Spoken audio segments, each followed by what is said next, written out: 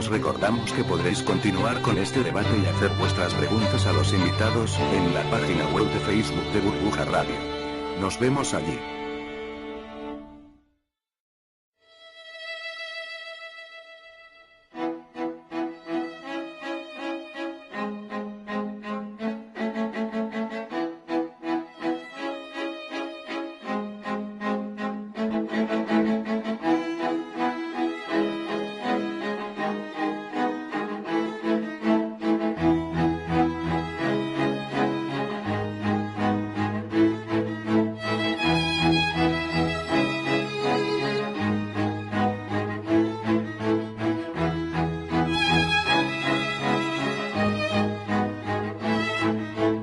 Están ustedes escuchando Economía Directa.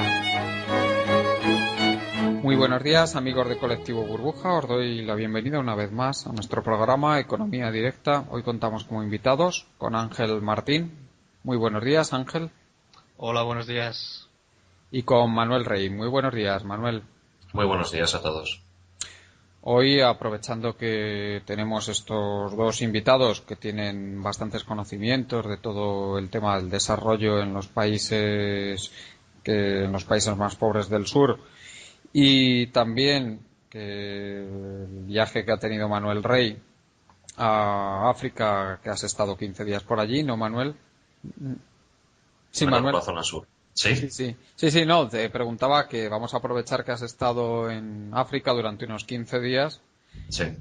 Y entonces nos vas a contar tu experiencia. Ángel nos va a contar su experiencia que ha tenido en un organismo que se dedicaba a cooperación al desarrollo, y nos va a hablar de los recortes que ha habido tan grandes por parte del gobierno en los siguientes presupuestos, en los presupuestos de este año, para ayuda al desarrollo. Ángel, coméntanos un poco en qué han consistido estos recortes.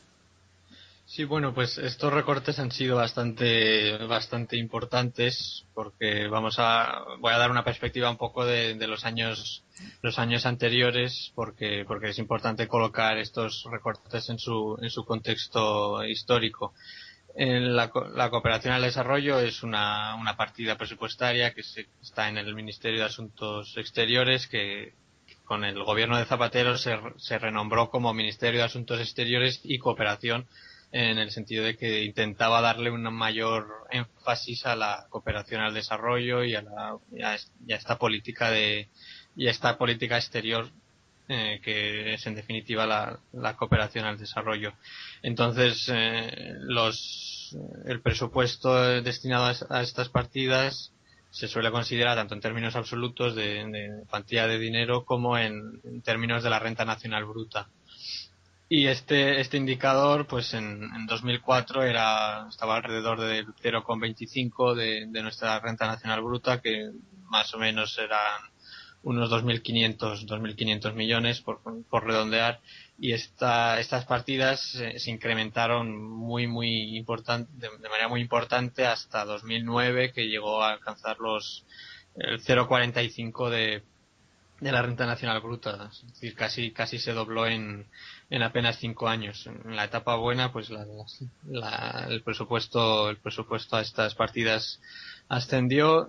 Y bueno, con la necesidad de consolidación fiscal, pues han venido recortes importantes, sobre todo tanto en 2011 como en los nuevos presupuestos de 2012, y este indicador pues pasa del máximo del 0,45 en 2009 a este año, que está por debajo del 0,20.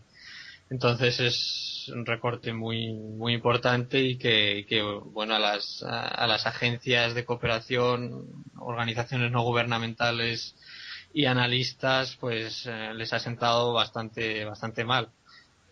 No a todos, claro. En mi opinión es un tema complicado, porque claro, generas en los programas de ayuda al desarrollo, que luego profundizaremos en ellos, pues tienes a cooperantes en países en vías de desarrollo ayudando a comunidades pobres, por ejemplo, y el problema es que se genera una cierta dependencia de las comunidades allí de la ayuda exterior, que hace que luego recortar estas partidas pues pueda ser complicado. De todas formas, como comentaremos luego, la clave es que se genera esa dependencia de unas comunidades del sur hacia los países ricos, y esa dependencia hay que cortarla porque si no se corta esa dependencia no se puede lograr el desarrollo a base de depender de otros.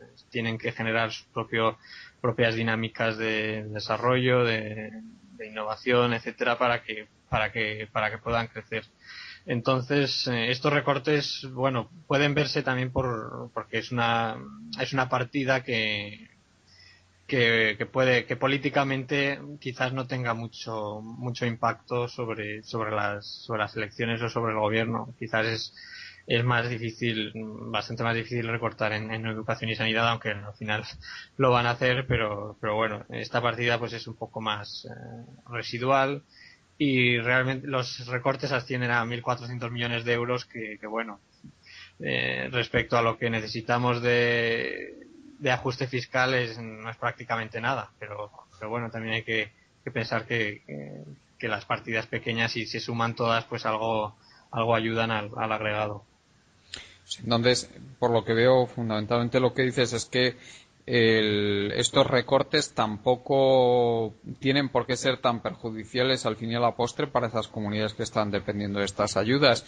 Manuel, ¿tú estás de acuerdo con esta apreciación de Ángel? ¿Qué tipo de dinámica se está generando en las comunidades de estos países pobres respecto a las ayudas al desarrollo de los países más ricos? O sea, pues, si es que es tal y como comenta Ángel, que se está generando una dinámica de dependencia más que una dinámica que ayude a un desarrollo real y sostenible independientemente de los países más ricos. Sí, veamos.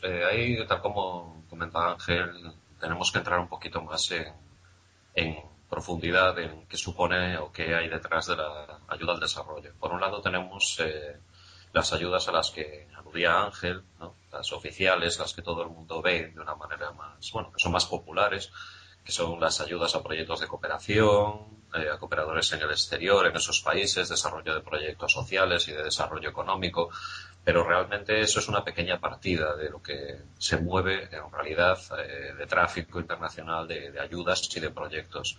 Por un lado tenemos esas ayudas oficiales, ¿no? Que vamos a llamarles ayudas ONG, ¿de acuerdo? Aunque sea un poquito más complejo para que la gente se sitúe. Pero después, por el otro lado, tenemos todo lo que son los proyectos de inversión que se canalizan a través del Banco Europeo de Inversiones, del Banco Mundial, del FMI, etcétera, que en realidad de lo que estamos hablando son de vectores de control y de proyección de la política exterior de todos los países hacia los países subdesarrollados o en vías de desarrollo. Ahí es donde realmente está la parte del león. ¿Por qué? Porque a través de esas ayudas y de lo que cada país aporta a esas ayudas y de cómo mueve esos programas, empieza a tomar el control de las economías de esa zona, empieza a tener peso en las economías de esa zona y empieza a preparar, digamos, el terreno para el desembarco de sus empresas y para, sobre todo, acceder a recursos, que es lo que interesa al final desde una perspectiva pues netamente empresarial, ¿no? Y gubernamental. Luego lo que es la parte de ayuda al desarrollo de ONGs en realidad, bueno, no deja de ser un pequeño lavado de cara, porque el impacto que tiene sobre los países es mínimo. Eso es la realidad. Es decir, en estos momentos, cuando uno desembarca en países que realmente, bueno, pues necesitan ayuda, ¿no? Como el caso de Zimbabue, que ha dado un paso hacia atrás importantísimo. O sea, tiempo tendremos de tratar el porqué de estas razones. En realidad tiene mucho más peso lo que aportan las propias empresas privadas en proyectos de desarrollo que lo que hace cualquier gobierno. Una empresa privada cuando desembarca en un país de estos de la mano de un proyecto internacional, ahora mismo, por cuestiones ya de puro sentido común, ellos están financiando proyectos de desarrollo importantes, o sea, tanto a nivel de vivienda como de infraestructuras, como de formación a la población, porque es que necesitan operarios, necesitan gente que trabaje, y están haciendo muchísimo más las empresas privadas, que de acuerdo que ellas no son ONGs, ¿no? Pero los resultados hay que verlos sobre el terreno hay mucha leyenda sobre el desembarco de las multinacionales y que hacen un desastre medioambiental y tienen a la gente esclavizada y no sé qué. Bueno, eso está muy bien, pero me gustaría que el que dice esas cosas coja un avión y baje y vea los resultados de las acciones de muchas de las empresas en estos países, y las cosas no son como muchas veces nos cuentan. Evidentemente las empresas que van a estos países tienen que ir porque se supone que las inversiones que hacen ahí han juzgado que van a ser más lucrativas de lo que serían en otro sitio. Entiendo.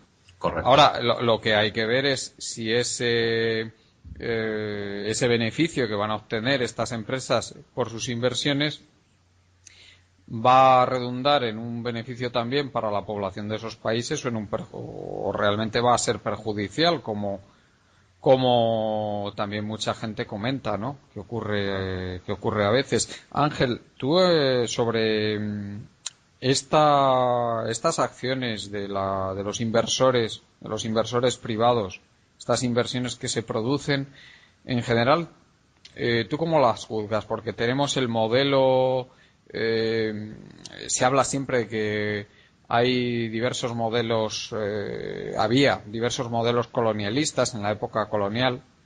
Uno que era el modelo de que llegaba la potencia colonizadora de turno al país. Generalmente esto sucedía en África.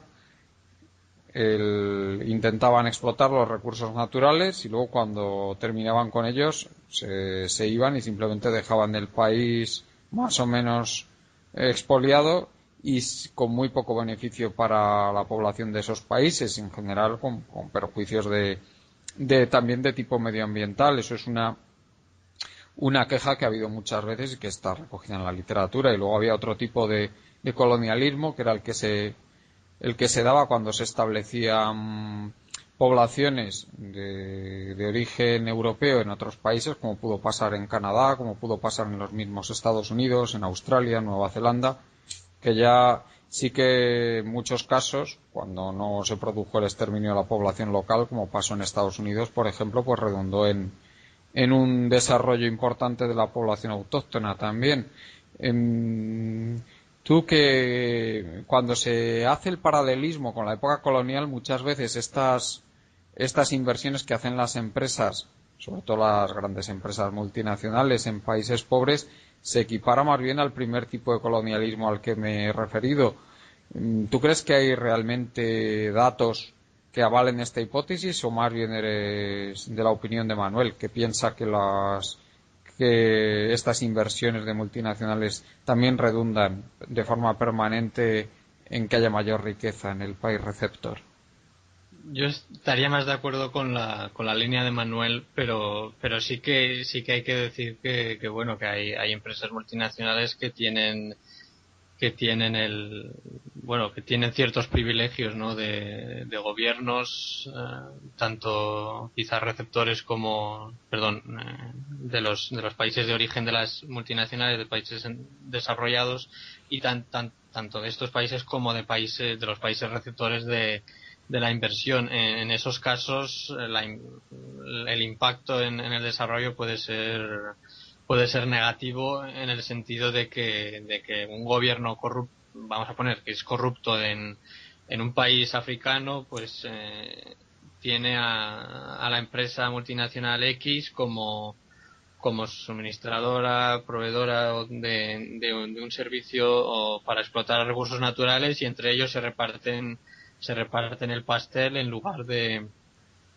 que sea a base de transacciones voluntarias, y de que la multinacional pues tenga que hacer las cosas bien para generar beneficios y para mantenerse a flote. Entonces yo creo que el problema viene más de esa relación entre gobierno y multinacional, que puede hacer que las inversiones puedan tener impactos negativos. Por ejemplo, ahora me viene a la cabeza un caso que hubo hace unos meses, cerca de un año, en Uganda, de una empresa multinacional que había recibido financiación del Banco Mundial, y lo que y lo que había hecho era básicamente expropiar las tierras a agricultores ugandeses por algún motivo, y el motivo estaba relacionado con la lucha contra el cambio climático, ¿no? Esto puede ser un ejemplo de esa relación entre estados. Por un lado, el estado de Uganda pues no protegería los derechos de los agricultores; por otro lado, el Banco Mundial aportando financiación, y por otro lado la multinacional.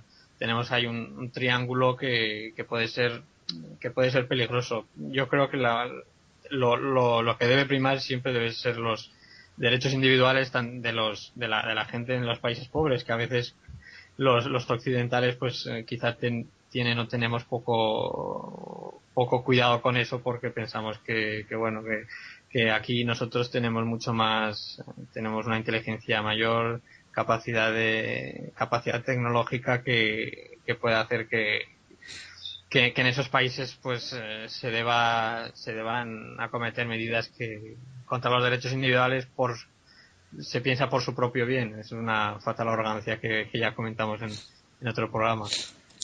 Y Manuel, yendo ya un poco más a lo concreto, tú, que en los países en los que has estado durante este viaje que has tenido, ¿qué es lo que has visto? ¿Qué es lo que está pasando allí exactamente sobre el terreno? Y también, si puedes concretarnos, si hay casos en que se vea que estas inversiones están siendo perjudiciales, o en general se está viendo que son beneficiosas para las poblaciones locales.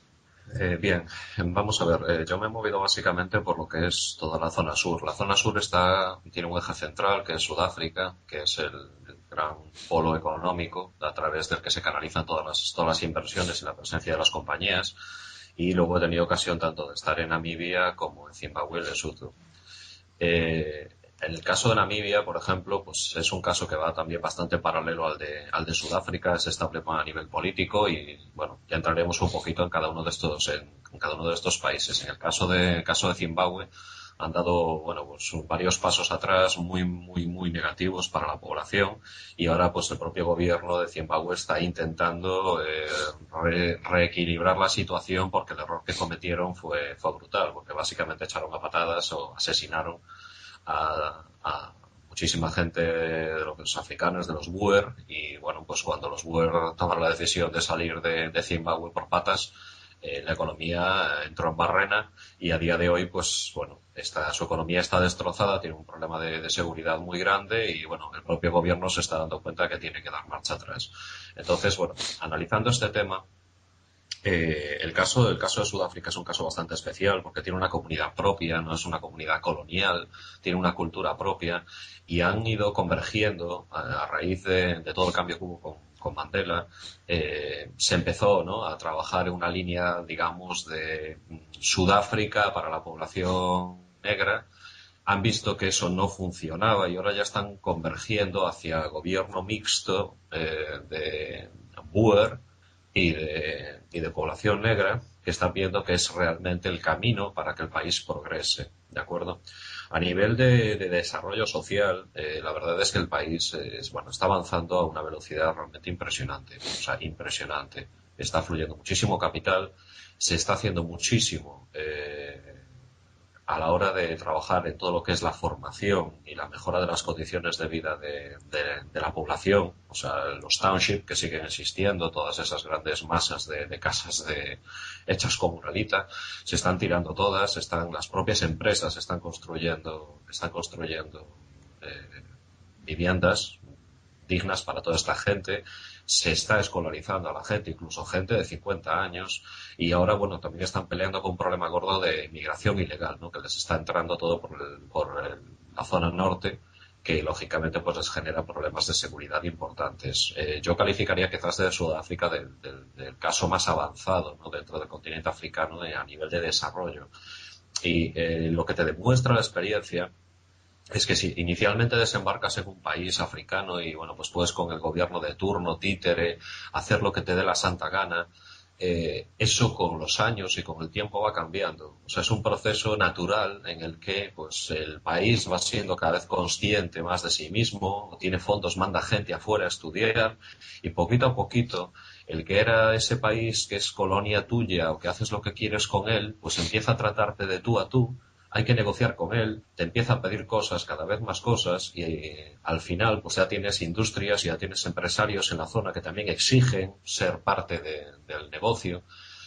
Y luego por el otro lado el gobierno ya no le vale solamente con que le ingreses 100 millones de dólares en una cuenta en Suiza. Exige más porque ve que hay mucho más negocio y aunque haya corrupción, porque la hay, porque eso es algo evidente, hay corrupción en toda África, al final los propios gobiernos, su propia población, según va surgiendo una clase media, presiona para exigir más cosas, más servicios, con lo cual no es tan, es decir, el modelo colonial que se abordó entre los 50 y los 70, eso ya está superado. Es decir, ya el propio mercado ha ido encontrando la solución en la transición. ¿Qué pasa? Que hay países que están más avanzados, como es el caso de Sudáfrica, y países que están muchísimo más retrasados, ¿no? Estamos todo lo que es la zona del este, ¿no? De África, toda la zona de Etiopía, Eritrea, etcétera, pues están en fases muy tempranas todavía. Y hay otros países en África que realmente sí se están desarrollando muchísimo más. Yo tengo una perspectiva, un balance positivo en cuanto a la evolución de estos países. Aparte que hay otro detalle muy importante, es decir, una vez Europa ha quedado fuera de juego, porque ha quedado fuera de juego, el resto del mundo pues ya se está dedicando a continuar con su actividad normal después del susto del año 2008. Nosotros no contamos para nada. Y básicamente, pues oye, pues los grandes jugadores, como es el caso de Estados Unidos, de China, de Rusia, de la India, de Brasil, de Sudáfrica, etcétera, pues bueno, pues se están dedicando a continuar su camino. Hay un follón ahí montado en Europa muy gordo, pero ellos van a lo que van. Y desde luego arroja una perspectiva muy sombría con respecto a nuestras posibilidades en Europa. Sinceramente, vengo bastante descorazonado respecto al papel que nos queda en Europa. Sí, vamos, yo lo que interpreto, lo que me estás diciendo es que el capital internacional, que como muchas veces se dice que no tiene patria, ¿no? Que va para donde más le conviene ir, como es lógico, pues está llegando a la conclusión de que donde no le conviene ir es a Europa, ¿no? Correcto. Y dentro de Europa, especialmente a sitios como España. Como España, sí. De hecho, la impresión de lo que es, bueno, pues toda la gente de multinacionales o inversores fuertes que, bueno, tienen sobre todo los grandes polos, ¿no? A través de los que se canaliza toda la inversión en la zona de África, está sobre todo en la City, en la India y en China y en Estados Unidos. La postura mayoritaria es que no, vamos, Europa no interesa para nada, lo que vaya a pasar ahí en los próximos 10 años no es economía, es otra cosa, y aquí hay que concentrarse en trabajar, y trabajar supone, pues está claro, ¿no? Dotar recursos, hacer negocio y punto, y bueno, Europa ahí te quedas porque no pinta nada. Esa es la actitud, es una actitud total y absolutamente demoledora. ¿Y tú crees que el capital internacional, cuando va a estos países, ya va directamente para quedarse en general? O sea, para quedarse y ya montar negocios permanentes allí con las poblaciones. La perspectiva, totalmente de acuerdo. La perspectiva con la que se está trabajando en estos momentos, en todos los proyectos que he tenido ocasión de visitar, es la de una relación de largo plazo. O sea, aquí no se está haciendo un deployment con un grupo de gente que viene de fuera, se coge, se explota y se sale de allí. No. Se está invirtiendo muchísimo dinero, vuelvo a decir, en formación, en infraestructuras para la población. Estamos hablando de concesiones, he tenido ocasión de visitar concesiones pues, a nivel minero, por ejemplo, pues con reservas probadas de explotación para 20 y 30 años, y las compañías están trabajando, se les da una cierta seguridad jurídica, y las compañías están trabajando con la perspectiva de que, bueno, pues se tienen que gestionar esas explotaciones durante los próximos 20 a 30 años, y eso supone pues hacer toda una serie de inversiones y de establecer una serie de relaciones con la comunidad en la que están. A nivel medioambiental, un detalle que comentaba Ángel, una de las grandes sorpresas que he llevado, porque me he llevado una gran sorpresa, es que muchas multinacionales están aportando o invirtiendo en tecnología medioambiental en estos países muy por encima incluso de lo que se está haciendo en Europa. Es decir, la verdad es que es bastante sorprendente, pero se les ha exigido y lo han hecho y lo están haciendo, tanto el tratamiento de residuos como la reconstrucción de zona una vez se ha explotado, etcétera, están, vamos, casi diría que años luz de muchas explotaciones en Europa, porque el gobierno de la comunidad lo exige y tienen que dejar la zona exactamente igual que estaba antes de la explotación. Es decir, que aquí tampoco es una cuestión de tener ahí una refinería o una explotación minera con todo tirado por ahí, ni hablar, ni hablar, en serio, está muy, muy por encima, vamos, es decir, ¿quién le diera muchas explotaciones en España tener los niveles de control medioambiental que estas compañías están teniendo en la zona? Sí, Ángel, por favor. Sí, comentaba Manuel antes algunos casos por ejemplo, el caso de Sudáfrica y decía que había algunos otros países que también estaban teniendo un crecimiento bastante importante y quería comentar el caso de Ruanda, que he tenido oportunidad de leer algunas cosas y analizar algunos datos y el caso de Ruanda es bastante es muy interesante y que también ilustrativo, ¿no?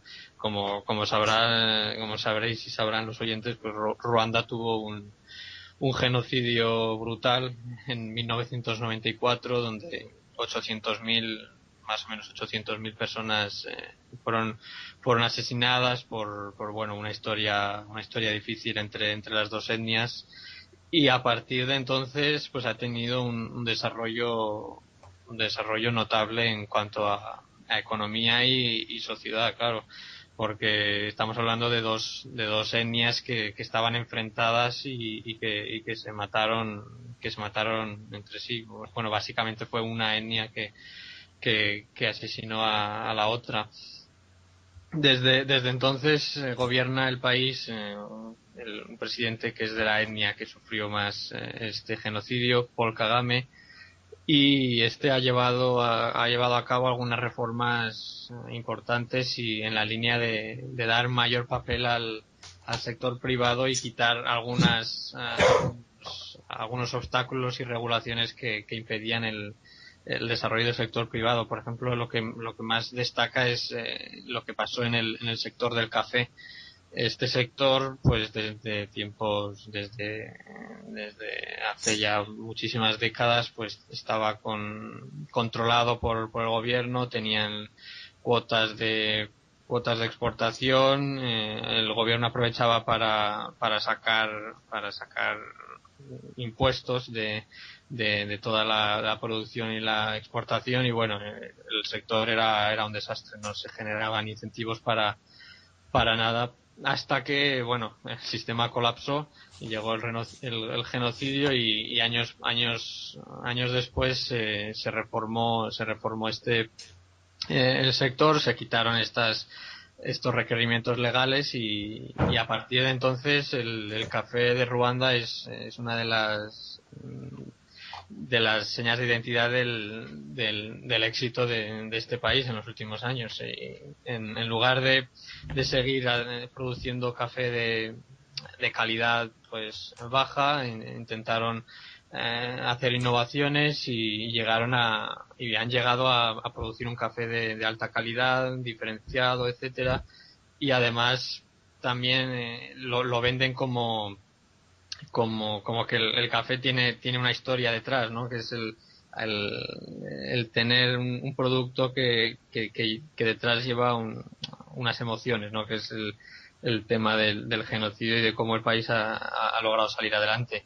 Y en términos de tasas de crecimiento, ha tenido tasas de crecimiento muy muy muy elevadas desde entonces, y bueno, parece que las previsiones apuntan a que las cosas van a seguir bien y bueno, es un caso también de éxito y que da algunas señales de esperanza del continente, como decía Manuel. Porque... Bueno, eso sí, partían de un nivel bajísimo, claro, Claro, después de la guerra civil que tuvieron.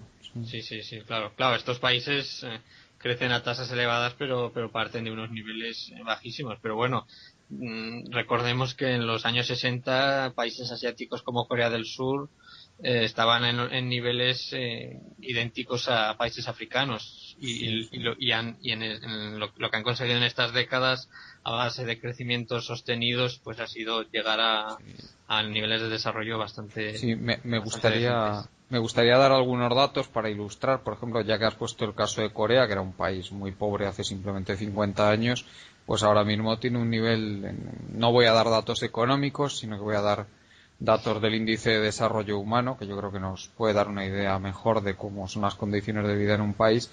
Pues Corea está por delante claramente de España. España está en el puesto 23 y Corea está en el puesto 15.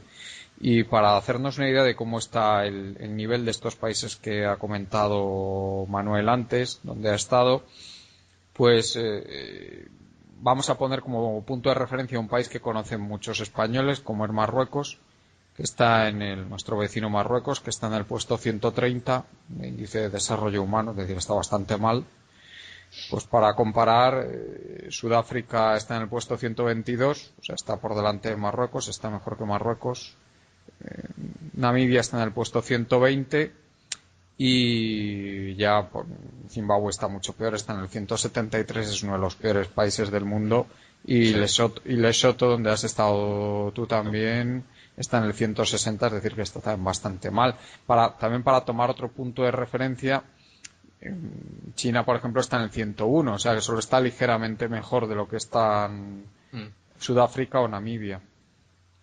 Sí. No, en el caso de China, pues es un país enorme donde tienes absolutamente de todo, ¿no? Tienes las zonas costeras que quizá en términos de riqueza y prosperidad, pues están a niveles de algunas ciudades europeas, pero luego tienes el campo y otras zonas que están a niveles de países de África, ¿no? Claro.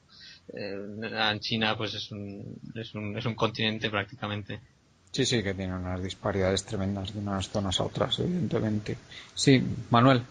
Sí, bueno, por un poco completar lo que venimos hablando, el caso, como comenta Ángel, ¿no? Comentas tú, efectivamente, lo que ha sido el último cuarto, ¿no? del siglo XX dio lugar a lo que es el desarrollo, ¿no? Y la convergencia de Asia, ¿no? hacia ya lo que es el mundo desarrollado, y hoy en día tenemos jugadores de primera división en estos países, ¿no? Todo lo que son los dragones asiáticos hoy en día pues ya son países que cuentan y que hablan de tú a tú en la comunidad internacional, tienen recursos, tienen capital humano, tienen capacidad para invertir y ya son, bueno, pues independientes, ¿no? Son un jugador más. El primer cuarto del siglo XXI comenzará, y está comenzando, porque es así, es una realidad, el desarrollo, ¿no?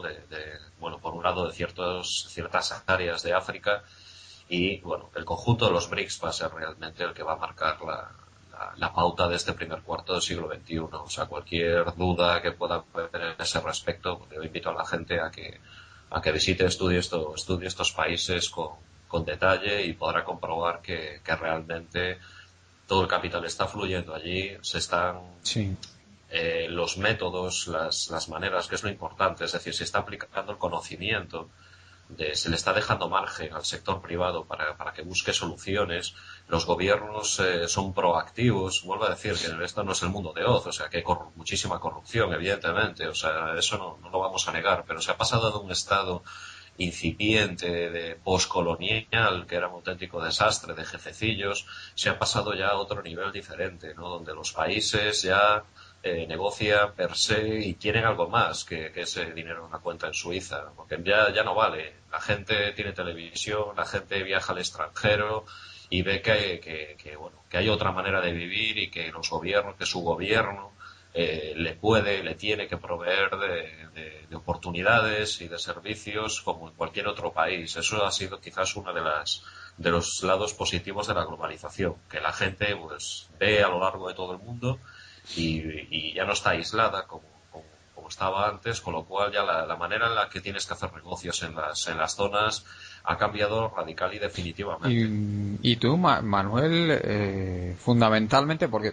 a mí es una impresión que me da sin conocer el tema en profundidad, pero lo que me parece la causa fundamental de que haya habido este vuelco en los flujos de capital a nivel mundial, es decir, que el capital haya cambiado tanto las zonas hacia las que está fluyendo, fundamentalmente es por un problema institucional, un problema de que en los países como España, pues realmente la situación es muy hostil para que este capital pues se sienta cómodo, ¿no? Hay gente que lo ve eso muy bien porque piensa que eso implica que se está imponiendo, o sea, es decir, se está penando con mayores impuestos al capital. Pues yo creo que ese no es el punto clave, unos mayores impuestos. Yo creo que fundamentalmente por la razón por la que consideran una zona hostil sitios como España es porque hay unas dificultades enormes para la instalación de cualquier cosa y no porque haya unos impuestos especialmente altos, que también los hay, ¿no? Pero que yo no creo que ese sea el punto clave. No sé cuál es tu opinión al respecto.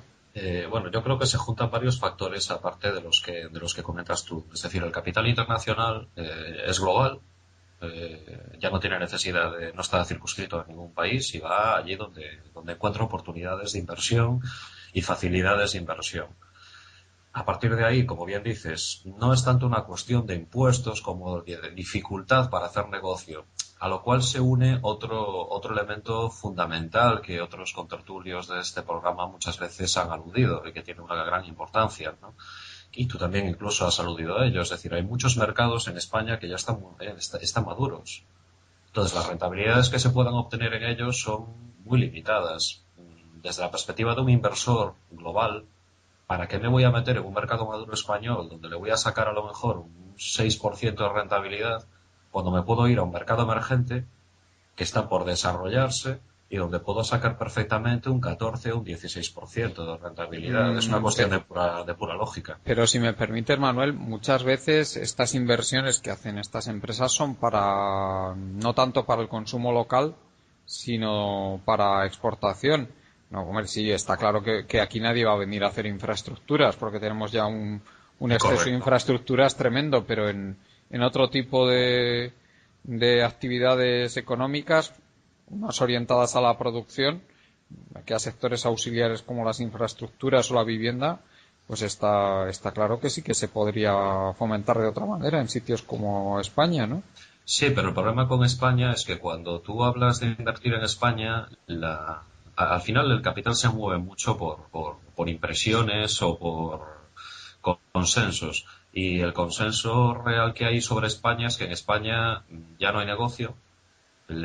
Primero tiene que solucionar sus problemas y hay muchísimas dificultades para poder hacer negocio. España es un país que se considera por los inversores como un país atrasado, decimonónico, a la francesa, donde realmente es que no vale la pena, porque tengo oportunidades de inversión muchísimo más interesantes a lo largo y ancho de todo el mundo. Pero es que, ojo, cuando hablamos de capital, y eso es un detalle que me gustaría transmitirle a los oyentes, no estamos hablando solamente de grandes transnacionales, es que están convergiendo a estos países, están entrando inversores, empresarios, hablamos de empresarios que a lo mejor están moviendo capitales de inversión que al cambio son de 100.000 o 150.000 euros.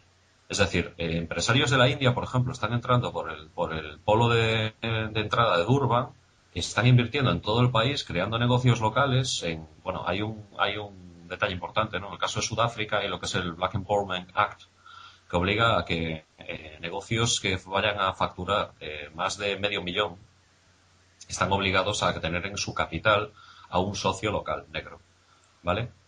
En este caso, eso lo que está es creando un nivel de crecimiento de empresas conjuntas hablo de pequeños empresarios, ojo, no hablo de grandes transnacionales, que están viniendo de todo el mundo a invertir allí, a desarrollar negocios locales, ¿vale? con gran éxito, con unas tasas de crecimiento muy importantes. Es decir, ya no solamente es el gran capital transnacional y la gran banca, es que el mundo ahora mismo, el empresario español o el empresario italiano o de la India o brasileño, hoy en día tiene la capacidad, gracias a las telecomunicaciones y a la globalización, de moverse y empezar a invertir en estos países como cualquier otro.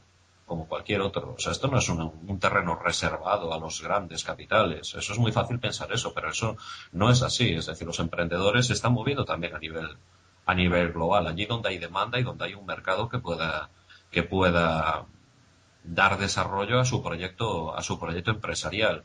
¿Qué sucede? Que es que las facilidades, cuando tú analizas las facilidades a nivel normativo para abrir un negocio y expandirte, es que están años luz. Sí, eso, Ángel, no sé si tuviste ocasión de leer el informe que dirigió Javier Sala y Martín el año pasado, creo que fue, sobre Doing Business, ¿no? En que resaltaba lo atrasadísimo que estaba España a nivel de facilidad para hacer negocios.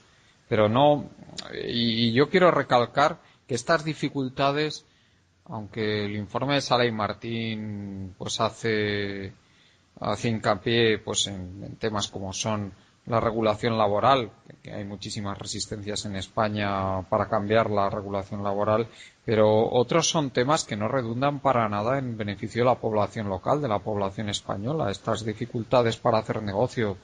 No sé si tú en esto estás de acuerdo, Ángel.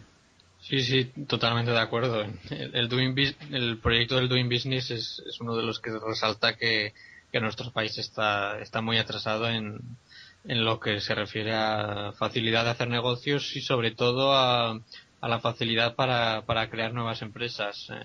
No sé si recuerdo bien, España está en puesto 130 y pico, más o menos. Estamos cerca de niveles de países subdesarrollados, ¿no?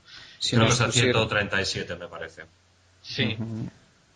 Sí, 137. Cerca de países que de África u otros que es bastante significativo. Bueno, eso era, en cuanto el 130 y algo era para crear nuevas empresas. Para apertura de un nuevo negocio. Sí. Luego en el global sí, 40 sí y pico, era el 40 y tantos, sí. Pero lo que era para apertura como tal, si lo comparamos con el nivel de desarrollo humano, pues estaríamos en relación por detrás de Sudáfrica, ¿no? Si hiciéramos el paralelismo, es decir, que somos un país claramente subdesarrollado en cuanto a facilidades para apertura de un negocio, que eso realmente no beneficia en nada a la población local. O sea, no es que uno puede decir, vale, pues las regulaciones del mercado laboral estamos defendiendo que haya unos derechos mayores para los trabajadores. Bueno, eso ya es una postura que se puede defender de alguna manera, ¿no? Aunque hay quien no estará de acuerdo, lógicamente. O el nivel de impuesto de sociedades, pues también es que hay que mantener los servicios sociales que se obtienen con esos impuestos. Pues también se puede estar más o menos de acuerdo, pero es que en temas como este de las facilidades para apertura de un negocio, es que eso no beneficia a nadie. O sea, es que Juan Carlos, simplemente el perro del hortelano. Pero es que hay un detalle, Juan Carlos, muy importante. Es decir, es que no nos estamos dando cuenta de en qué nos estamos metiendo. Es decir, el peligro que estamos corriendo gravísimo ahora mismo es que España se aísle. España ya era un garbanzo, ahora ya somos un garbanzo negro. España corremos un riesgo gravísimo de aislarnos, de dedicarnos aquí a hablar en las cafeterías, a echar pestes del capital transnacional y de lo malos que son todos y de la manía que nos tienen, a pelearnos entre nosotros, a ver cómo de dónde rayos sacamos ese dinero incautamos vía impuestos y nos robamos unos a otros para intentar mantener un estado de bienestar que no nos podemos permitir, y mientras el mundo va a seguir girando. Ese es el gran peligro que estamos corriendo en estos momentos. Es decir, a mí me tiene muy preocupado la mentalidad equivocada de muchos de mis compatriotas, que es que corremos el riesgo y a lo mejor sonará como una exageración, pero de ser la Cuba de Europa. Es decir, nosotros a nuestro rollo, el resto del mundo sigue girando, aquí echando pestes, inventando cada día nuevos impuestos y a ver cómo le robamos al vecino, le echamos la castaña al vecino para mantener un tren de de infraestructura que no se puede mantener, los políticos riéndose de todo Cristo, y mientras, ¿qué va a hacer la gente? Bueno, la gente válida, la gente que se harte, pues empezar a abandonar el país y acabamos, pues eso, como la Cuba de Europa. Y eso es algo muy serio. Y la gente no se está dando cuenta, en su mayoría, del riesgo real que estamos corriendo. Y bueno, las noticias de estos últimos días me parece que corroboran un poco que estamos aislados y que nos están liquidando directamente. Sí. O cambiamos de actitud o tenemos un problema muy serio. Y además los cambios que ha hecho el gobierno en cuanto al impuesto de sociedades a mí me parecen nefastos. Nefastos porque fundamentalmente de lo que evitan es que las empresas les merezca la pena invertir. O sea, porque a mí me parece muy bien que una empresa que coge y empieza a liquidar capital y no reinvierte se le grave con impuestos. A mí eso me parece bien. Yo no tengo nada contra ello siempre y cuando sea un tipo razonable. Pero vamos, una empresa que reinvierte, que se la penalice de esta forma, como ha hecho el gobierno con su reforma del impuesto a las sociedades, a mí me parece algo absolutamente suicida. O lo que han hecho, o lo que quieren hacer ahora con la reforma de la responsabilidad de los administradores de las sociedades. Es que eso ya es el colmo. Pero ¿quién va a venir aquí a administrar una sociedad si luego le van a mandar a la Interpol a donde esté del mundo? Es que Juan Carlos, es que ya no es quién va a venir aquí. Es que muchísima gente que forma parte del tejido empresarial sólido de este país está preparándose para abandonarlo o lo está abandonando. Esa es la realidad. Es que es que quieren pasar a una regulación tipo medieval. O sea, claro. Entonces, y bueno, y todos sabemos lo que favoreció todo el tema de la responsabilidad limitada, el que se emprendieran negocios cuando se descubrió eso. No, es que además la legislación tiene las herramientas para derivarle la responsabilidad al administrador en el caso de un comportamiento negligente o doloso. Es que ya existe. Es decir, ¿qué estamos buscando? Claro, naturalmente es que aquí hay gente que se cree que uno crea una sociedad limitada, comete un fraude de ley y nadie le va a perseguir cuando eso no es así. Cierto. Es que no es cierto, efectivamente. Es que eso no se puede hacer. Bueno. Ya, pero es que la consecuencia de toda esta deriva que está teniendo el Partido Popular con el aplauso de los demás políticos, tratando de sostener lo insostenible, es que estamos, o sea, si entrenamos cada mañana con la firme voluntad de cagarla, no la podemos hacer peor. Y las consecuencias son muy serias. Lo que estamos viendo es la justa consecuencia de todos los errores que estamos cometiendo cada mañana como país. Como país, ya no hablo solamente de la clase política, porque aquí hay responsabilidades para repartirlas entre todos. La propia población no puede decir que es inocente en este asunto, porque yo aún estoy esperando a ver a la gente en las calles reclamando un cambio, reclamando responsabilidad. A mí que no se me queje después la gente cuando pierdan sus trabajos, no tengan ningún tipo de cobertura, los saqueen día tras día con impuestos y con tasas públicas. Tenéis lo que os habéis merecido, chicos. Porque a día de hoy, después de 4 años de crisis, parece, desde el punto de vista de la gran mayoría de la población, que aquí no pasa nada. Que a ver que el próximo fin de semana a ver cómo va la liga. Y estamos hablando de algo muy serio, que es nuestro futuro, el de todos, tanto desde el último jubilado como del joven que está estudiando en estos momentos. Entonces, si como país no somos, como ciudadanos, no somos suficientemente responsables para exigir cambios y exigir soluciones a problemas donde nos estamos jugando nuestro futuro y el de nuestros hijos, sinceramente nos merecemos lo que nos pase. Yo no voy a tener ninguna pena, sinceramente no voy a tener ninguna pena por España y lo que le pase, porque nos lo estamos ganando a pulso como país. Lo que hay que tener claro es que mientras no cambien las reglas del juego internacional, nosotros podemos hacer lo que podamos, siendo como somos, o como tú bien dices, un pequeño garbanzo, que esperemos que no nos transformemos en garbanzo negro definitivamente, pero un pequeño garbanzo en la pequeña medida de nuestras fuerzas podemos hacer lo que se pueda para intentar cambiar las reglas de juego a nivel internacional, pero mientras las reglas de juego sigan siendo las que son, nosotros nos tenemos que adaptar a ellas y tenemos que jugar con ellas. Correcto. Y es que el que no entienda eso está abocado a convertirse un paria a nivel internacional. ¿A alguien le ha servido de algo a Cuba el estar echando pestes contra el sistema? Es que es así de claro. ¿Le ha servido de algo? No le ha servido de nada. En absoluto. Y el sistema tiene resquicios como están demostrando países como los países nórdicos. para que el capital siga interesado, porque al capital no solo le interesa tener una mano de obra esclava y que les dejen hacer lo que les dé la gana sin importar las consecuencias. Eso no es cierto. Al capital le interesan muchas otras cosas, como el tener un entorno apropiado para el desarrollo de los negocios o el tener una mano de obra cualificada en el país. Es que son muchísimas cosas las que deciden un proyecto de inversión y deciden que el capital se quede en un país o en otro. Entonces, uno jugando con los diferentes factores puede conseguir un mix que sea bastante favorable a la población al final, que es lo que están demostrando esto, como yo te digo, países nórdicos. Uh-huh. No, los propios países en desarrollo también lo están aplicando. Es decir, tú desembarcas allá con un proyecto de inversión y el ministro o el secretario de Estado de turno te va a recibir y decir, bueno, ¿cuál es su propuesta? Yo vengo aquí a explotar. ¿Cómo? Pues mire, salga por donde ha venido. Traiga usted una propuesta en términos sociales, en términos medioambientales, ¿no? En términos económicos, ¿qué socios locales va a tener usted? Es decir, te van a exigir como... El que se crea que va por aquí con un rifle a cazar monos va muy equivocado, ¿eh?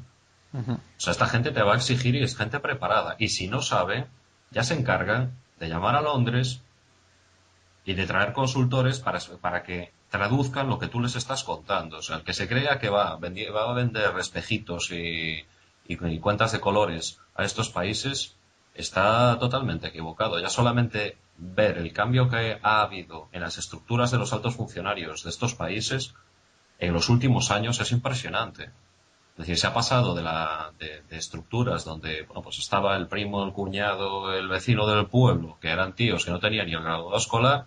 Lo que tienes delante ahora mismo continuamente es gente que ha estudiado en universidades europeas y norteamericanas. Sí, así es.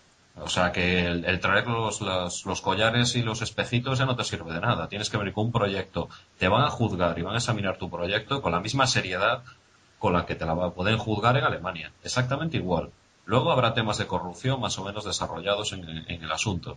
Pero que te van a exigir contrapartidas claras y un proyecto que a ellos les interese como país, vamos, te van a tratar de tú a tú. Y les importa un pimiento que tú seas español y vengas de Europa. A ver, Europa sigue pesando en el subconsciente como pues un poco una referencia. Pero eso solamente es una primera tarjeta de visita. Después te van a juzgar como empresa y como persona exactamente igual, que ahí tontos no hay, ¿eh? Sí, Ángel, como ya más o menos hemos cumplido el tiempo que teníamos previsto o algo más incluso, me gustaría que dijeras algo como conclusión. Bueno, pues como conclusión es que España, como hemos estado comentando, tiene que cambiar de rumbo bruscamente y de manera rápida porque se nos está acabando el tiempo y bueno, en los países emergentes, como hemos comentado, pues pueden ser un ejemplo en este sentido de hacia dónde tenemos que ir y tenemos que ir hacia unas mayores facilidades para hacer negocios y para que el capital pueda entrar en nuestro país porque si no la cosa está muy negra. Sí. Ya está de todas formas, pero si no se cambian las cosas, pues no hay ninguna esperanza para salir adelante. Yo pondría una comparación muy gráfica, que uno puede ser muy bueno jugando al fútbol, pero si la gente por ahí está jugando al baloncesto, no tiene nada que hacer jugando con estas personas. Pues si se pone a dar patadas, lo que van a hacer es echarle el campo y quedarse ellos jugando mientras uno se queda en el banquillo mirando cómo los demás juegan. Sí, Manuel, para terminar. Pues nada, complementar lo que Ángel muy bien ha dicho. Es decir, en España tenemos dos problemas muy graves. Uno, que hemos perdido un porcentaje elevadísimo del tejido empresarial que ha quebrado. Y dos, una falta de capital derivada de que nadie nos va a prestar ni nadie va a invertir porque estamos muy endeudados y porque nuestras cifras como país demuestran de manera inequívoca que no podemos devolver la deuda. O tomamos medidas para reconstruir ese tejido empresarial y, por el otro lado, que vengan inversiones que nos traigan dinero fresco para poder desarrollar esas iniciativas empresariales, o como país estamos sentenciados. El problema, al final, tiene un resumen bastante corto y triste. No, y desde luego lo más preocupante de todo es que todas las medidas que se están tomando en los últimos meses van justo en la dirección contraria, ¿eh? Y eso yo creo que es muy importante que la gente lo entienda, que esta gente nos está llevando justo hacia el precipicio por donde no nos podemos caer. Sí. En fin, bueno, con esta reflexión un poco amarga, pero también yo creo que hemos dado, sí, Ángel. Optimista para los países pobres, que también, bueno, que se puede ver todo desde el punto de vista positivo o negativo. Para nosotros negativo, claro, pero bueno, para otros es positivo. Pero también la reflexión que hemos dado es optimista en el sentido de que estamos diciendo que no es demasiado tarde aún y que aún estamos en condiciones de dar ese cambio de rumbo, ¿no? Ese golpe de timón. Lo que pasa es que con esta gente que tenemos en el poder parece bastante complicado. Yo soy muy, muy escéptico, lo siento chicos, pero soy muy escéptico, sinceramente. Muy bien. Pues nada, muchas gracias Ángel por tu presencia aquí, que estás siempre liadísimo con tu tesis y el resto de tus actividades. Un placer, Juan Carlos. Muchas gracias, Manuel.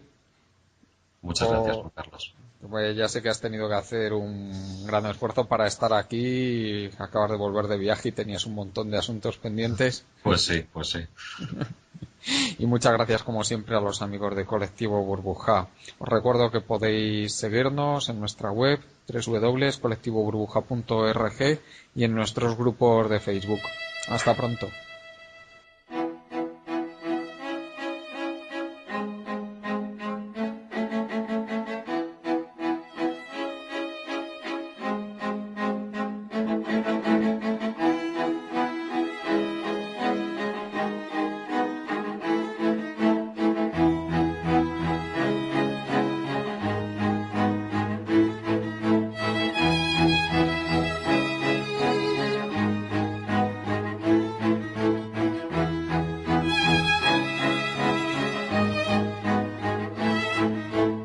Están ustedes escuchando Economía Directa.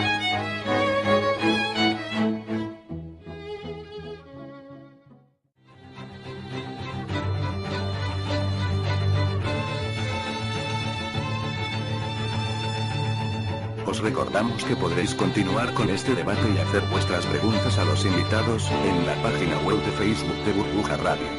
Nos vemos allí.